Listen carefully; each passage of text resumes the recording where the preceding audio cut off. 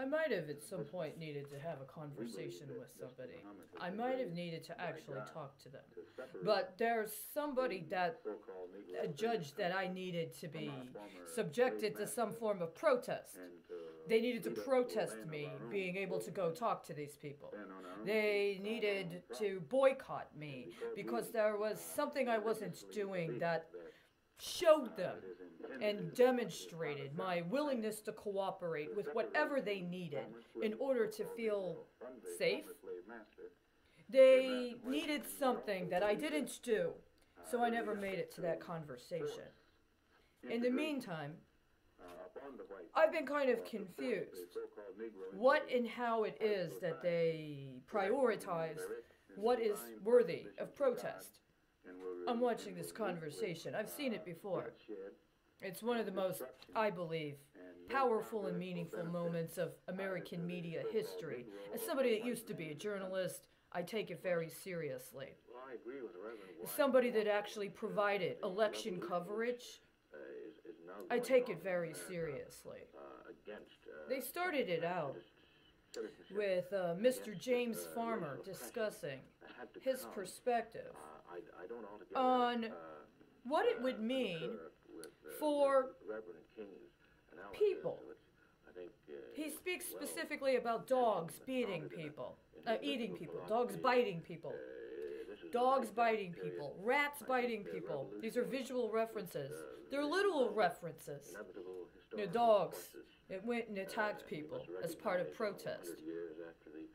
The rats as part of public health problems that came from refusal to attend to public health matters related to people's housing.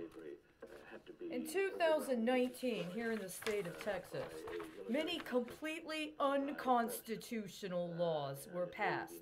If for no other reason, they were unconstitutional because the Texas Constitution precludes the privileging of any sect, and the Bill of Rights is primary and takes precedence over any other law. This is backed up because some of these laws they've attempted to masquerade as constitutional process, I believe, only make sense if one understands them in accordance with a specific preferencing of a particular kind of sectarianism. One that is not equally accessible to all, and one who itself has a hierarchy, including an internal control mechanism for accountability, and members of that accountability mechanism have even said that the Constitution takes precedence over the performance of the ritual. Nonetheless, in 2019, the Texas legislature allowed for it to be put before the voters of the state of Texas an alleged proposition regarding law enforcement animals. Proposition 10, the constitutional amendment to allow the transfer of a law enforcement animal to a qualified caretaker in certain circumstances. I think really what they're talking about is pets, but they don't say it's a pet. This is completely unacceptable. In that election, less than 12% of registered voters turned out, but a mere majority was needed to pass a completely flagrantly unconstitutional and, by the way, disgusting tax evasion measure. What are you protesting that you need to prevent me from being able to make the conversations I actually need? The ones you say you need.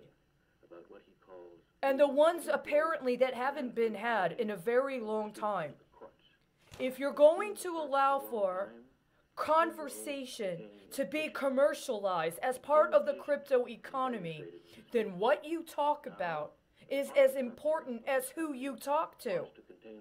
Why am I reduced to chasing down taxes for law enforcement animals?